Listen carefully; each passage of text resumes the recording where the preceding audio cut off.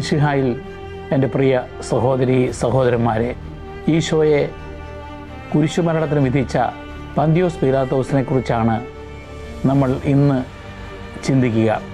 ഈശോ നിരപരാധിയാണെന്നറിഞ്ഞിട്ടും എന്തുകൊണ്ട് പീലാത്തോസ് ഈശോയെ കുരിശുമരണത്തിന് വിധിച്ചു?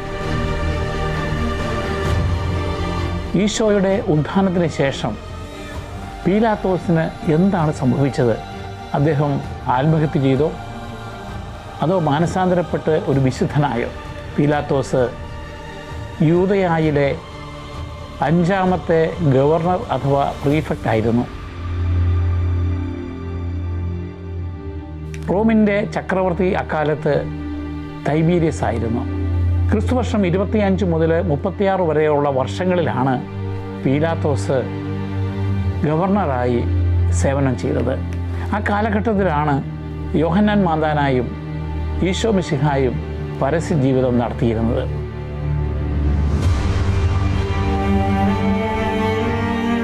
മെഡിറ്ററേനിയൻ കടലിൻ്റെ തീരത്തുള്ള കേസറിയ മരിറ്റിമ എന്ന സ്ഥലമായിരുന്നു പീലാത്തോസിൻ്റെ തലസ്ഥാനം. എങ്കിലും അദ്ദേഹം യഹൂദന്മാരുടെ പ്രധാന തിരുനാളുകൾ വരുമ്പോൾ ജെറുസലേമിൽ വരുമായിരുന്നു. കാരണം യഹൂദന്മാർ അവിടെ ഈ പ്രധാന തിരുനാളുകൾക്ക് ഒന്നിച്ചു കൂടുമ്പോൾ ചിലപ്പോൾ റോമൻ ചക്രവർത്തിക്കെതിരായിട്ട് ഒരു വലിയ പ്രതിഷേധം ഉണ്ടാക്കുമോ, വിപ്ലവം ഉണ്ടാക്കുമോ എന്ന് സംശയിച്ചിരുന്നു. അങ്ങനെ ഒരു പെസഹാ തിരുനാളിന് ക്രമസമാധാനത്തിനു വേണ്ടി ജെറുസലേമിൽ പീലാത്തോസ് വരുമ്പോഴാണ് ഈശോയുടെ പരസ്യ വിചാരണയും നടത്തേണ്ടി വരിക. പീലാത്തോസും യഹൂദന്മാരും തമ്മിൽ ആദ്യകാലം മുതൽ തന്നെ വലിയ ഒരു സംഘർഷം ഉണ്ടായിരുന്നു. അതിൻ്റെ ചരിത്രം ജോസേഫ്യൂസ്, അതോടൊപ്പം തന്നെ അലക്സാണ്ട്രിയൻ തത്വശാസ്ത്രജ്ഞനായിരുന്ന ഫിലോ എന്നിവർ രേഖപ്പെടുത്തിയിട്ടുണ്ട്. യഹൂദന്മാർക്ക് ഈ പീലാത്തോസിനോട് വിരോധമുണ്ടാകുവാൻ ചില കാരണങ്ങൾ പറയുന്നുണ്ട്. ജോസേഫ്യൂസ് പറയുന്നതനുസരിച്ച് കഴുകൻ്റെ ഇമേജുള്ള ആലേഖനം ചെയ്യപ്പെട്ട പടക്കോപ്പുകളുമായിട്ടാണ് പട്ടാളക്കാർ ഈ പീലാത്തോസിനോട് ചേർന്ന് ജെറൂസലമിലേക്ക് വന്നത്. അത് അവരെ പ്രകോപിപ്പിച്ചു. യഹൂദന്മാർ അതിനെതിരെ ശക്തമായ പ്രതിഷേധം ഉണ്ടാക്കി. കേസറിയ മരിറ്റിമയിൽ യഹൂദന്മാർ അതിനെതിരെ പ്രതിഷേധ സമരം നടത്തി. പീലാത്തോസ് അവരെ ഭീഷണിപ്പെടുത്തി. തങ്ങൾ മരിക്കേണ്ടി വന്നാൽ പോലും തങ്ങളുടെ യഹോവയുടെ നിയമത്തിന് വിരുദ്ധമായി പ്രവർത്തിക്കുവാൻ തങ്ങൾ സമ്മതിക്കുകയില്ല എന്ന് യഹൂദന്മാർ ശാഠ്യം പിടിച്ചപ്പോൾ പീലാത്തോസ് പരാജയപ്പെട്ട് അവിടെ നിന്ന് ഈ കഴുക വിഗ്രഹമുള്ള പടക്കോപ്പുകൾ മാറ്റം ചെയ്യേണ്ടി വന്നു. ഫിലോയുടെ രേഖപ്പെടുത്തുന്നതനുസരിച്ച് റോമൻ ചക്രവർത്തിയുടെ ചില അടയാളങ്ങൾ രേഖപ്പെടുത്തിയ പടച്ചട്ടകളുമായിട്ട് ജെറൂസലേമിൽ ചക്രവർത്തിയുടെ ആ കെട്ടിടത്തിന് മുൻപിൽ പീലാത്തോസ് പ്രദർശിപ്പിക്കുവാനിടയായി. അതിനെതിരായിട്ട് യഹൂദന്മാർ തൈബീരിയസ് ചക്രവർത്തിയുടെ മുമ്പാകെ പരാതി കൊടുത്തു. യഹൂദന്മാരെ ആശ്വസിപ്പിക്കുവാൻ വേണ്ടി ചക്രവർത്തി അത് അവിടെ നിന്നും മാറ്റുവാനായിട്ട് പീലാത്തോസിനോട് ആവശ്യപ്പെട്ടു. അങ്ങനെ പീലാത്തോസിന് വീണ്ടും യഹൂദന്മാരിൽ നിന്ന് പരാജയം ഏറ്റെടുക്കേണ്ടി വന്നു. ജോസേഫൂസ് രേഖപ്പെടുത്തുന്ന മൂന്നാമത്തെ മറ്റൊരു സംഭവം ജെറൂസലേമിലെ ജനങ്ങൾക്ക് വേണ്ടിയും പ്രത്യേകിച്ച് ജെറൂസലേമിലെ ദേവാലയത്തിലേക്കും ആവശ്യമായിട്ടുള്ള ജലം കൊണ്ടുവരുന്നതിന് വേണ്ടിയുള്ള ഒരു ജലവിതരണ പദ്ധതി അക്വാഡക്റ്റ് അദ്ദേഹം നടപ്പിലാക്കി. മലമുകളിൽ നിന്ന് അവിടേക്ക് വെള്ളം കൊണ്ടുവരണമെങ്കിൽ വളരെ പണച്ചെലവുള്ള ഒരു പദ്ധതിയായിരുന്നു അത്. അതിന് പണം തികയാതെ വന്നപ്പോൾ അവരുടെ ജെറൂസലേം ദേവാലയത്തിൻ്റെ ട്രഷറി അല്ലെങ്കിൽ നേർച്ചപ്പെട്ടി അദ്ദേഹം ബലമായി കുത്തി തുറന്ന് അവിടെ നിന്ന് പണം ഉപയോഗിച്ചു. അതിനെതിരായിട്ട് യഹൂദ ജനത പ്രതിഷേധം ഉയർത്തി. അപ്പോൾ ആ പ്രതിഷേധത്തിനിടയിലേക്ക് സാധാരണക്കാരുടെ വേഷമഴിഞ്ഞ പട്ടാളക്കാരെ പീലാത്തോസ് അയക്കുകയും അനവധി ആളുകളെ അടിച്ച് കൊല്ലുകയും ചെയ്തു. അങ്ങനെ വളരെ ക്രൂരനായ ഒരു വ്യക്തിയായിട്ട് ഈ പീലാത്തോസ് അറിയപ്പെട്ടു. ലൂക്കായുടെ സുവിശേഷം 13-ാമത്തെ അധ്യായം 1-ാമത്തെ വാക്യത്തിൽ പറയുന്നുണ്ട്, ഗലീലയിലെ തീർത്ഥാടകരുടെ രക്തത്തിൽ പീലാത്തോസ് രക്തം കലർത്തിയെന്ന്.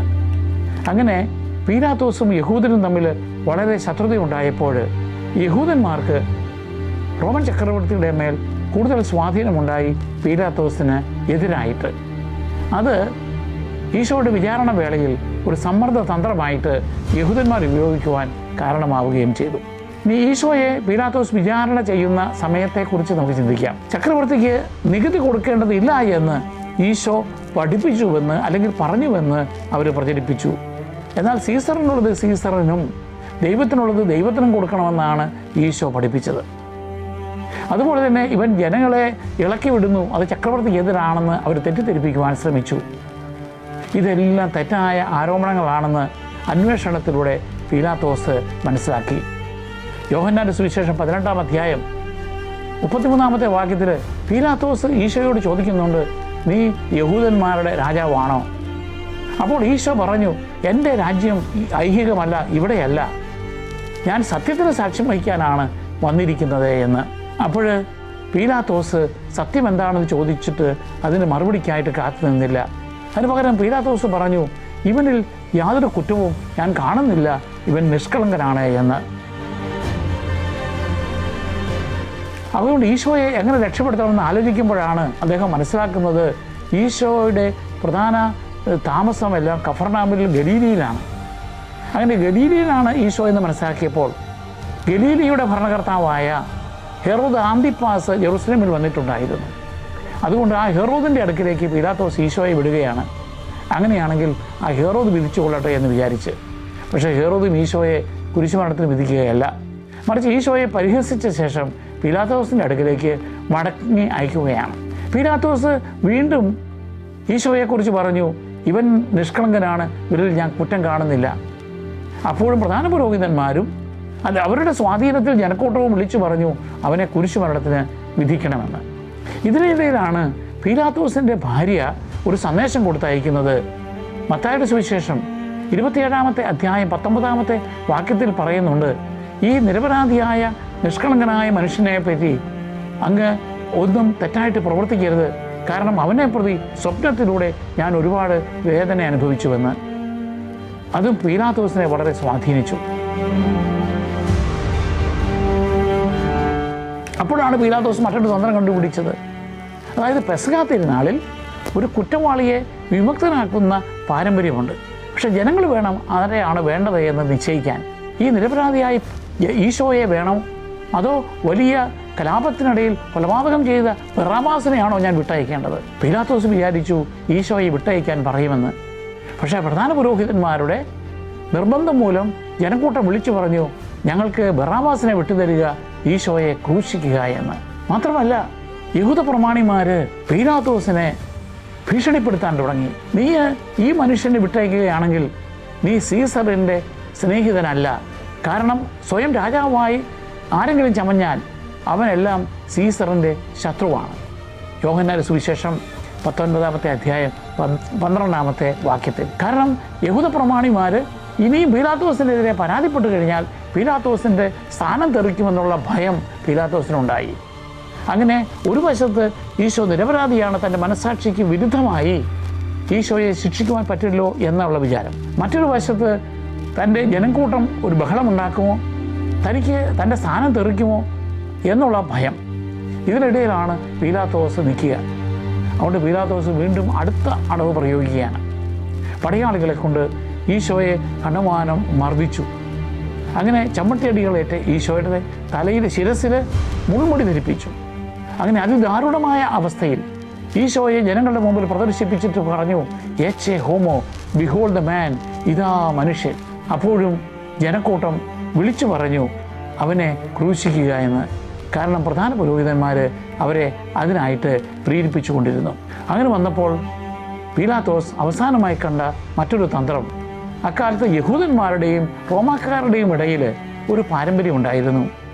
ഒരാൾ മരിച്ചു കിടക്കുന്നു, അയാളെ ആരാണ് കൊന്നത് എന്നറിയത്തില്ലെങ്കിൽ ആ ആളുകളുടെ കുറ്റം ചെയ്തത് തങ്ങളല്ല എന്ന് സ്ഥാപിക്കുവാൻ വേണ്ടി ആ ഗ്രാമത്തിലെ പ്രമാണി വന്ന് അയാൾ വെള്ളമെടുത്ത് കഴുകി ഈ കുറ്റത്തിൽ ഞാൻ പങ്കുകാരനല്ല, ഞാൻ നിരപരാധിയാണ് എന്ന് കാണിക്കുന്ന ഒരു പാരമ്പര്യം.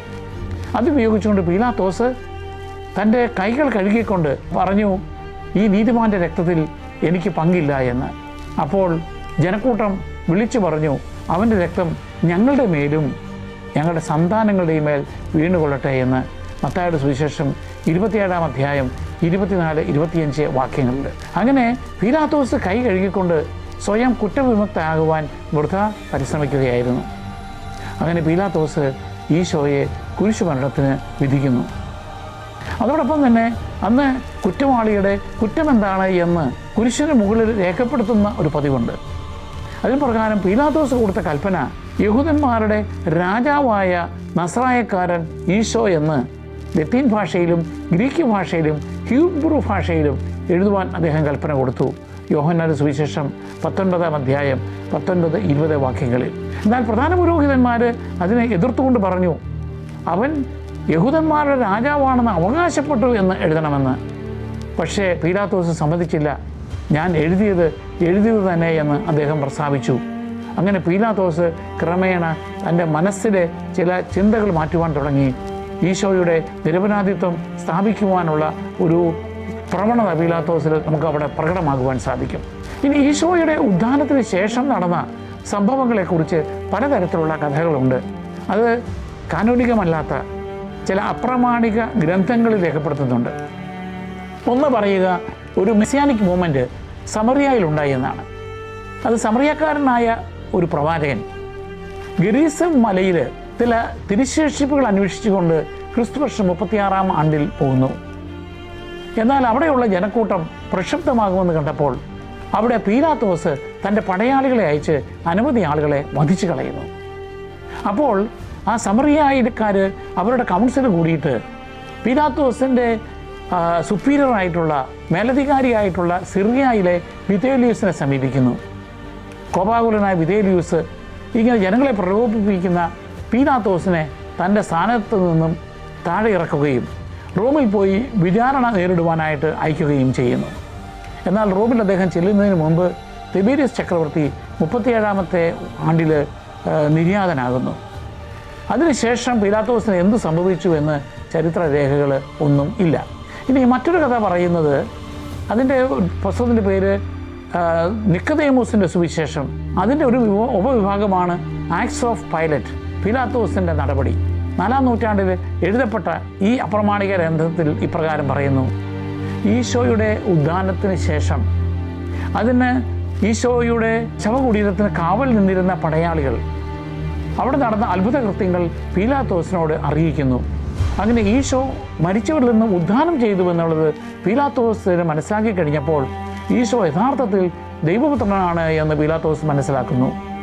പീലാത്തോസിൻ്റെ ഭാര്യ ക്ലൗദിയ പ്രക്കുളായും പീലാത്തോസും അങ്ങനെ മാനസാന്തരപ്പെടുകയും ക്രിസ്ത്യാനികളായി തീരുകയും ചെയ്തുവെന്നാണ് അതിൽ പറയുക. ഇനി മൂന്നാമതൊരു പുസ്തകമുണ്ട്, ബുക്ക് ഓഫ് ദ കോക്ക്, അതായത് കോഴിയുടെ ബുക്ക് എന്നാണ്. എത്യോപ്യനായിട്ട് ഒരു അപ്രമാണിക ഗോസ്പൽ സുവിശേഷമുണ്ട്.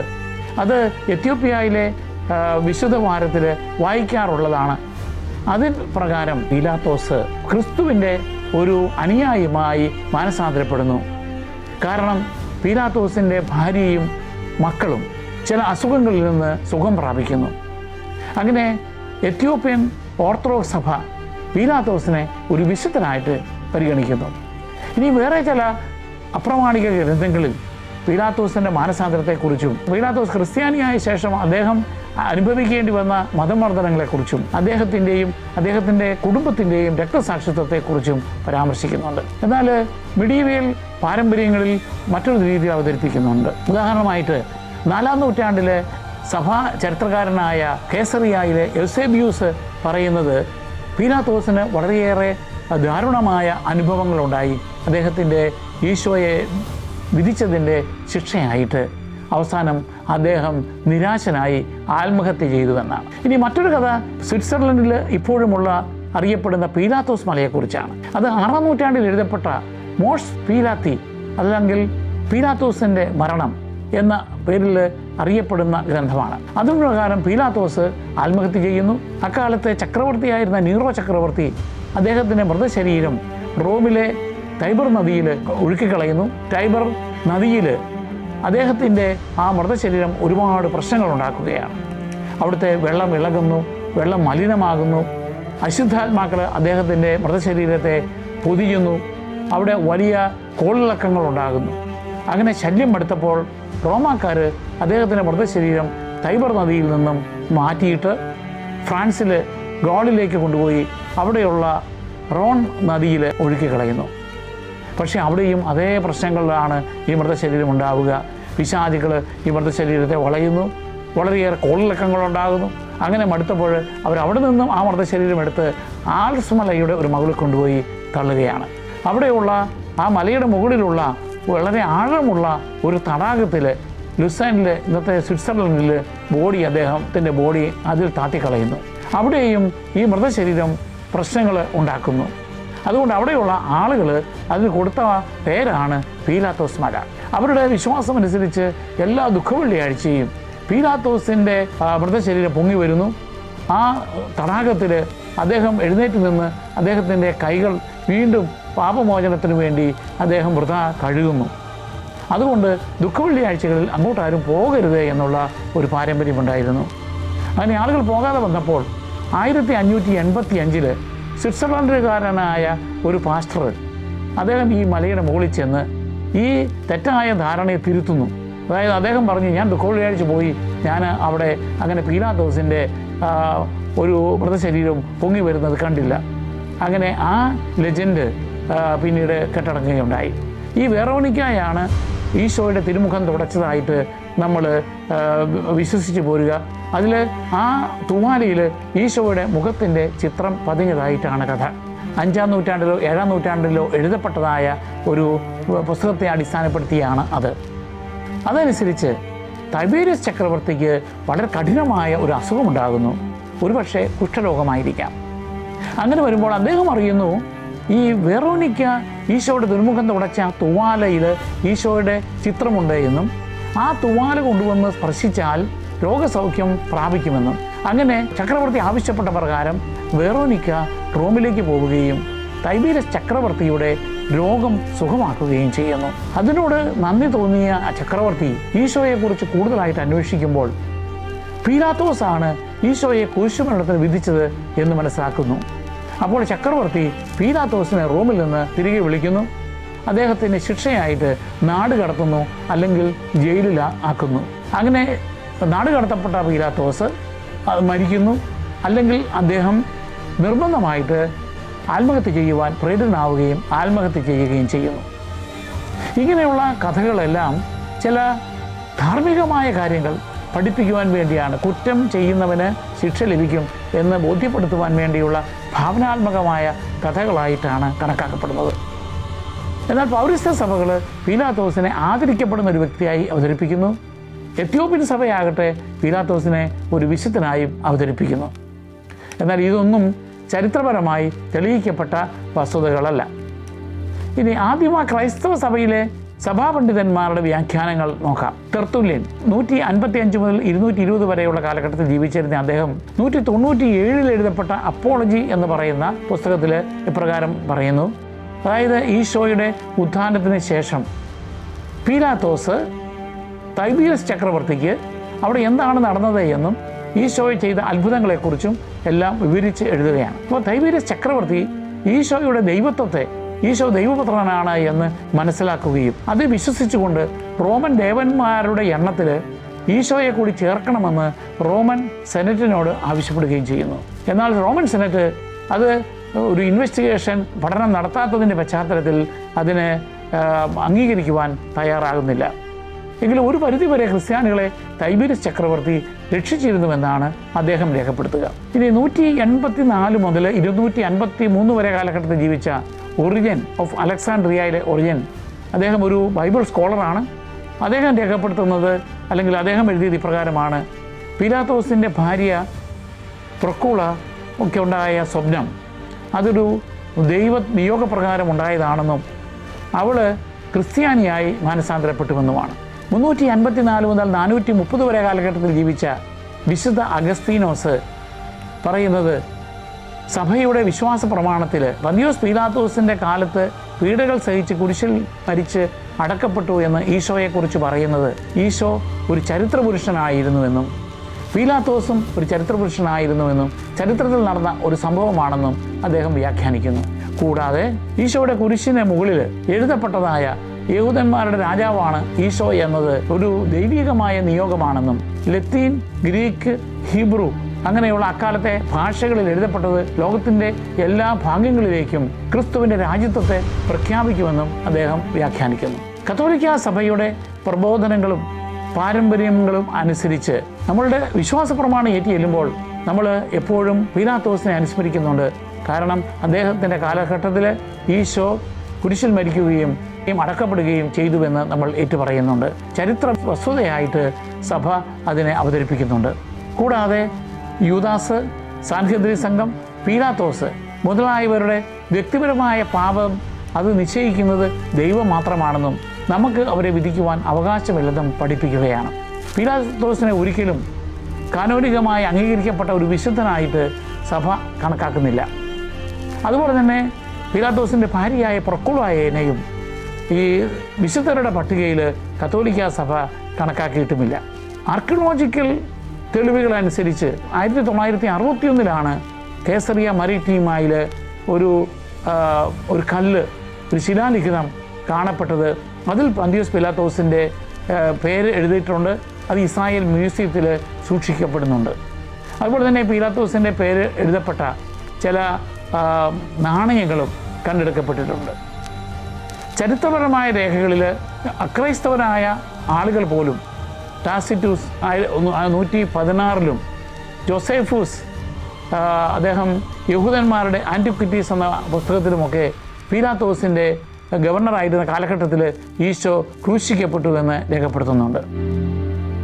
ഇനി പീലാത്തോസിൻ്റെ കഥയിൽ നിന്ന് നമുക്ക് മനസ്സിലാക്കേണ്ട പാഠങ്ങൾ എന്തൊക്കെയാണ്? ഒന്ന്, സത്യം. ഈശോയാണ് സത്യം. ആ സത്യത്തെ കുറേയൊക്കെ മനസ്സിലാക്കിയിട്ടും നിഷ്കളങ്കനാണെന്ന് അറിഞ്ഞിട്ടും ആ പീലാത്തോസിന് അത് കൂടുതൽ ശ്രമിക്കുവാൻ തയ്യാറാകാതെ ഈശോയെ മരിക്കാനായിട്ട് കുരിശുമരണത്തിന് വിധിക്കുകയാണ്. നീതി.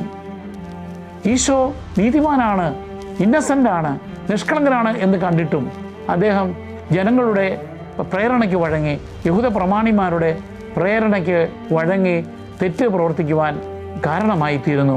അദ്ദേഹത്തിൻ്റെ സുരക്ഷിതത്വവും അദ്ദേഹത്തിൻ്റെ ജനങ്ങളുടെ ഇടയിലുള്ള സമ്മതിക്കും വേണ്ടിയാണ് അദ്ദേഹം അത് പരിശ്രമിച്ചത്. മൂന്നാമത്തേത് അധികാരത്തിൻ്റെ ദുർവിനിയോഗമാണ്. അധികാരത്തെ ഒരുവൻ ദുർവിനിയോഗിച്ചാൽ നിഷ്കളങ്കരായ ആളുകൾ സഹിക്കേണ്ടി വരുമെന്നുള്ളത് ഈ കഥയിലൂടെ നമ്മൾ മനസ്സിലാക്കുന്നു. പിന്നെ മറ്റൊന്ന്, ജനങ്ങളുടെ മേൽ കുറ്റം ചാർത്തിക്കൊണ്ട് ജനങ്ങളുടെ വലിയ പ്രഷർ കൊണ്ടാണ് എന്ന് പറഞ്ഞ് സ്വയം ഒഴിയുവാനാണ് പീലാത്തോസ് ശ്രമിച്ചത്. പക്ഷേ നമ്മൾ ചെയ്യുന്ന തെറ്റുകൾക്ക് നമ്മൾ തന്നെ ഉത്തരവാദികളായി തീരുകയും. ചില അപ്രമാണിക ഗ്രന്ഥങ്ങളിൽ പീലാത്തോസിനെ വിശുദ്ധനായിട്ടോ അല്ലെങ്കിൽ ന്യായീകരിക്കുന്ന രീതിയിലോ അവതരിപ്പിക്കുന്നതിൻ്റെ കാരണം ദൈവം നമ്മൾ എത്ര വൈകിയാണെങ്കിലും മാപ്പ് അപേക്ഷിച്ചാൽ ക്ഷമിക്കുമെന്ന് കാണിക്കുവാൻ വേണ്ടി, മാനസാന്തരത്തിൻ്റെ പാഠം പഠിപ്പിക്കുവാൻ വേണ്ടിയാണ്. പീലാത്തോസ് ബാഹ്യമായി ഒരു ആചാരമെന്ന നിലയിൽ കൈ കഴുകിക്കൊണ്ട് കുറ്റവിമുക്തനാകാൻ ശ്രമിച്ചു എന്ന് വരികിലും അതിൻ്റെ പേരിൽ അദ്ദേഹം കുറ്റവിമുക്തനാകുന്നില്ല. ചില ആളുകൾ പറയും, നമ്മൾ കുമ്പസാരിക്കേണ്ട ആവശ്യമില്ല, ഞാൻ സ്വയം ദൈവത്തിൻ്റെ മുമ്പാകെ എൻ്റെ മാപ്പ് ചോദിച്ചാൽ മതിയെന്ന്. എന്നാൽ അതല്ല, കൂദാശപരമായ ആ കുമ്പസാരത്തിലൂടെ നമുക്ക് പാപമോചനം കണ്ടെത്തുവാൻ സാധിക്കണം. ജനക്കൂട്ടത്തിൻ്റെ പ്രേരണയാണോ ഈശോയെ പറ്റിയുള്ള ബോധ്യമാണോ നമ്മളെ നയിക്കേണ്ടത് എന്നുള്ളതും നമ്മൾ ചിന്തിക്കണം. ഞാൻ ക്രിസ്തുവിനോട് കൂടി നിൽക്കുമോ അതോ ബറാബാസിൻ്റെ കൂടെ നിൽക്കുമോ എന്ന് നമുക്ക് ഒരു പ്രാർത്ഥനയോടെ അവസാനിപ്പിക്കാം. സ്നേഹനാഥ്യനായ ഈശോയെ, പീലാത്തോസ് അങ്ങയെ വിചാരണയ്ക്ക് വശംവദനാക്കിയപ്പോൾ അങ്ങ് എത്രയോ ശാന്തനായി പീലാത്തോസിൻ്റെ മുമ്പിൽ നിന്നു. സത്യത്തിനും നീതിക്കും വേണ്ടി സാക്ഷ്യം വഹിക്കുവാൻ അങ്ങ് ഞങ്ങളെ സഹായിക്കണമേ. ഞങ്ങളുടെ വിശ്വാസത്തിനു വേണ്ടിയുള്ള പ്രതിസന്ധി ഘട്ടങ്ങളിൽ അങ്ങയുടെ സാന്നിധ്യവും ശക്തിയും ഞങ്ങളോടൊത്തുണ്ടാകണമേ. പീലാത്തോസിനെ പോലെ ബലഹീനരാകാതെ, സമൂഹത്തിൻ്റെ പ്രഷറിന് കാരണഭൂതരാകാതെ അങ്ങേക്ക് വേണ്ടി, സത്യത്തിനു വേണ്ടി, സഭയ്ക്ക് വേണ്ടി നിലകൊള്ളുവാൻ ഞങ്ങളെ സഹായിക്കണമേ. സ്വയം കൈകൾ കഴുകിക്കൊണ്ട് ഞങ്ങളുടെ ഉത്തരവാദിത്വങ്ങളിൽ നിന്ന് മാറുവാൻ ഞങ്ങളെ ഇടയാക്കരുതേ. അങ്ങനെ നീതിക്ക് വേണ്ടി നിലകൊള്ളുവാനും അങ്ങേക്ക് വേണ്ടി മരണം വരെ സാക്ഷ്യം വഹിക്കുവാനും ആ സാക്ഷ്യത്തിനനുസരിച്ച് ഞങ്ങളുടെ സ്വർഗീയമായ വിധിയാളൻ്റെ മുൻപാകെ, അങ്ങയുടെ മുമ്പാകെ നിൽക്കുമ്പോൾ അങ്ങയുടെ ന്യായാസനത്തിന് മുമ്പാകെ ഞങ്ങൾ നീതീകരിക്കപ്പെടുന്നതിന്, സ്വർഗീയമായ സൗഭാഗ്യം അനുഭവിക്കുന്നതിന്, അങ്ങയുടെ രാജ്യത്തിലേക്ക് ഞങ്ങളെ അർഹരാക്കണമേ എന്ന് ഞങ്ങൾ പ്രാർത്ഥിക്കുന്നു. നിത്യം പിതാവും പുത്രനും പരിശുദ്ധാത്മാവുമായ സർവേശ്വര. ആമേൻ.